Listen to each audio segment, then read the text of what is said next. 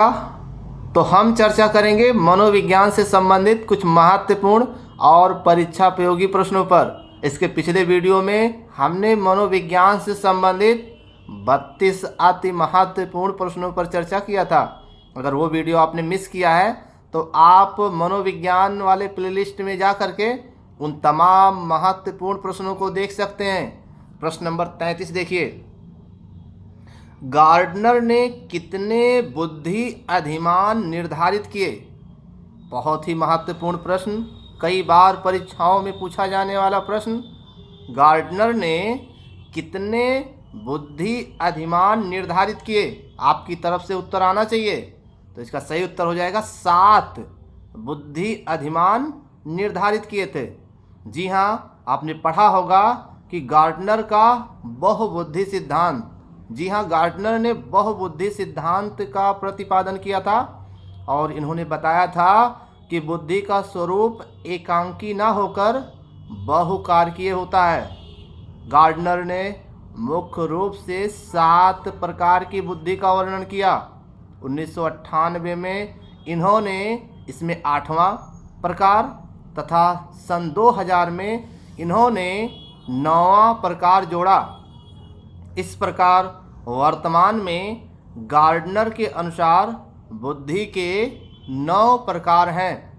वो 9 प्रकार कुछ इस प्रकार हैं: भाषाई बुद्धि नंबर 1, तार्किक गणितीय बुद्धि नंबर 2, नंबर 3 है स्थानिक बुद्धि, नंबर 4 शारीरिक गतिक बुद्धि, नंबर 5 संगीतिक बुद्धि, नंबर 6 व्यक्तिगत बुद्धि और नंबर 7 व्यक्तिगत अन्य बुद्धि, नंबर 8 प्रकृतिवादी बुद्धि और नंबर 9 है अस्तित्ववादी बुद्धि। तो ये था महत्वपूर्ण प्रश्न। अब बात करते हैं प्रश्न नंबर 34। बच्चे दुनिया के बारे में अपनी समझ का सृजन करते हैं। ये विचार किस मनोवैज्ञानिक का है? तो ये है जीन पियाजे का विचार। जी हाँ, जीन पियाजे स्विट्जरलैंड के मनोवैज्ञानिक थे और इन्होंने ही संज्ञानात्मक विकास सिद्धांत का प्रतिपादन किया था। इसके अलावा नैतिक विकास सिद्धांत सबसे पहले किसी ने दिया था तो वो थे जीन पियाजे। जी हाँ, नैतिक विकास के इन्होंने 2 स्तर बताए और इनके नैतिक मुद्दों से प्रभावित होकर के कोहलबर्ग ने नैतिक विकास सिद्धांत के अंतर्गत नैतिक विकास को 3 स्तरों में बताया था। प्रश्न नंबर 35 देखिएगा, मन का मानचित्र संबंधित है। किससे संबंधित है? मन का मानचित्र है ना, तो ये है मन की क्रियाशीलता के अनुसंधान से संबंधित है। प्रश्न नंबर 36 की बात करें तो अवधारणाओं का विकास यानी कॉन्सेप्ट यानी सोच, अवधारणाओं का विकास मुख्य रूप से किसका एक हिस्सा है? सही उत्तर आपकी तरफ से, ये बौद्धिक विकास का एक महत्वपूर्ण हिस्सा है। प्रश्न नंबर 36 की बात करें या 36 के बाद 37 नंबर आएगा। वाइगोट्स्की ने बच्चों को सीखने में मुख्य कारक माना। तो बच्चे के सीखने में मुख्य कारक माना वाइगोट्स्की ने सामाजिकता को इन्होंने मुख्य माना है बच्चों के सीखने में। और वाइगोट्स्की ने ही समीपस्थ विकास क्षेत्र सिद्धांत का प्रतिपादन किया था। यानी कि ZPD ये किसकी देन है? ये वाइगोट्स्की की देन है और इन्होंने ही सामाजिक सांस्कृतिक सिद्धांत का प्रतिपादन किया था। प्रश्न नंबर 37 देखिएगा, जब बच्चा फेल होता है तो इसका क्या मतलब है? जब बच्चा फेल होता है तो इसका तात्पर्य ये है कि व्यवस्था फेल हुई है, यानी सिर्फ बच्चे की ही कमी नहीं है, सिस्टम पूरा डिस्टर्ब है। प्रश्न नंबर 38 देखिएगा, सत्य और असत्य यानी ट्रू और फॉल्स किस प्रकार का प्रश्न है? तो ये होगा इसका उत्तर वस्तुनिष्ठ टाइप का ये प्रश्न है। प्रश्न नंबर 39 की बात करें तो भाषा विकास, ये प्रश्न तो बार बार परीक्षाओं में पूछा जाता है, इसको जरूर याद कर लें आप। भाषा विकास सिद्धांत ये किस मनोवैज्ञानिक की देन है? तो ये है एब्राम चॉम्स्की। जी हाँ, भाषा विकास सिद्धांत का प्रतिपादन चॉम्स्की ने दिया था और इन्होंने बताया था कि बालक के भाषा में शब्दों का सीखना अनुकरण और पुनर्वलन पर आधारित अवश्य लेकिन अनुकरण और पुनर्बलन भाषा के विकास में जो है पूरी तरीके से सहायक नहीं है। इसके लिए इन्होंने बताया था LAD यानी लैंग्वेज एक्विजिशन डिवाइस, यानी कि भाषा अधिग्रहण यंत्र।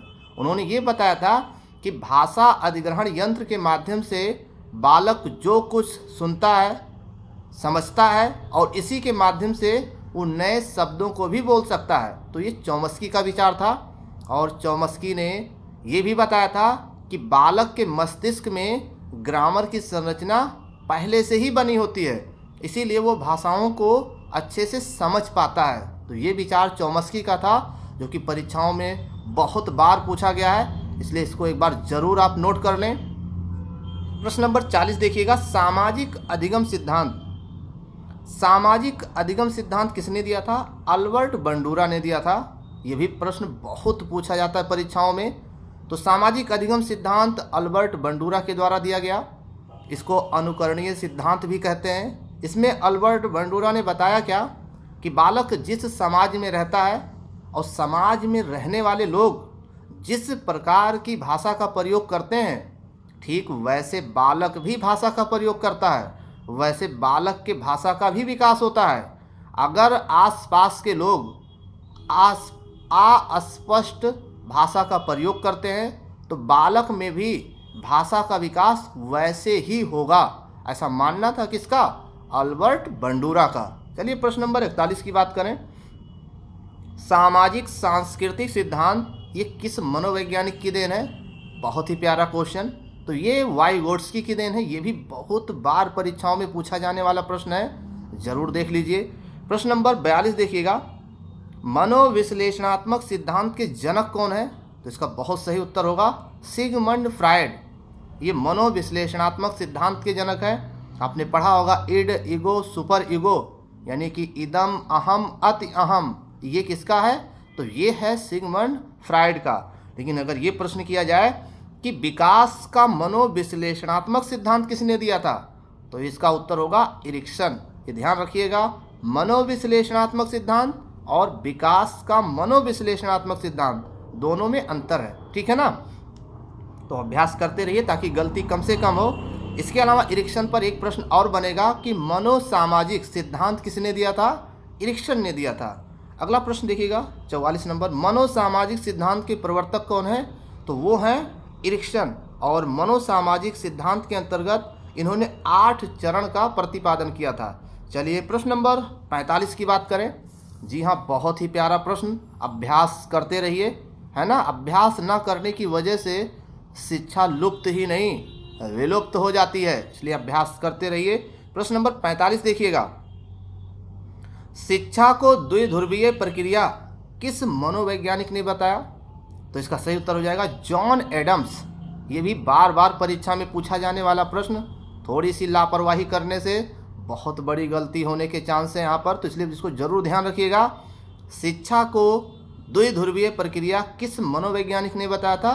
तो जॉन एडम्स ने बताया था। लेकिन अगर ये कहा जाए कि शिक्षा को त्रिध्रुवीय प्रक्रिया किसने बताया, तो जॉन डेवी ने बताया था। त्रिध्रुवीय प्रक्रिया में किसको किसको इन्होंने शामिल किया? शिक्षक, छात्र और पाठ्यक्रम को।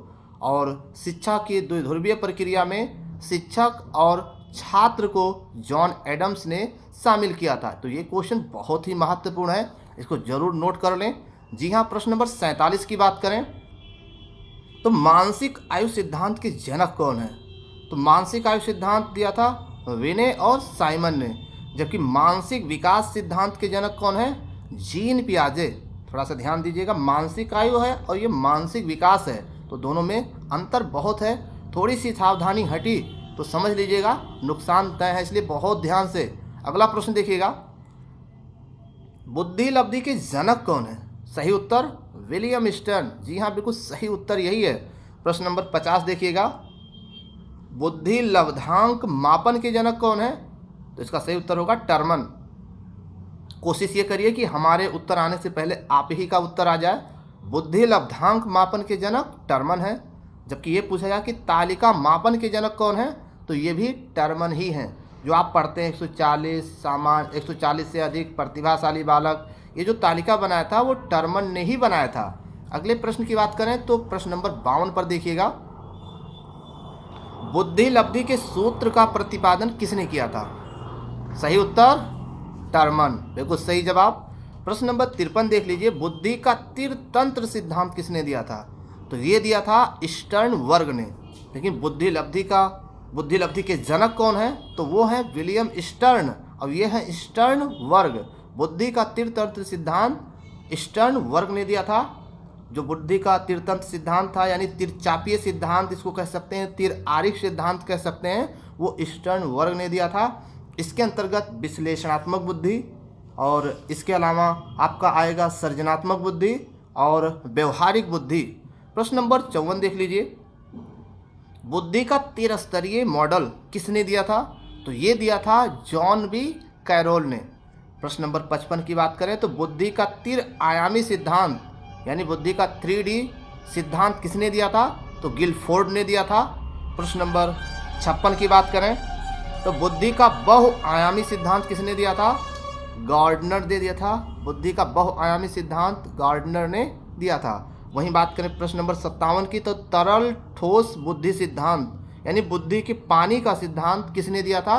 तो ये दिया था कैटेल ने।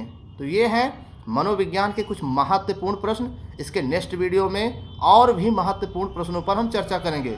अगर आप हमारे चैनल पर नए हैं तो आप हमारे चैनल को सब्सक्राइब करके जुड़ सकते हैं। बहुत बहुत धन्यवाद।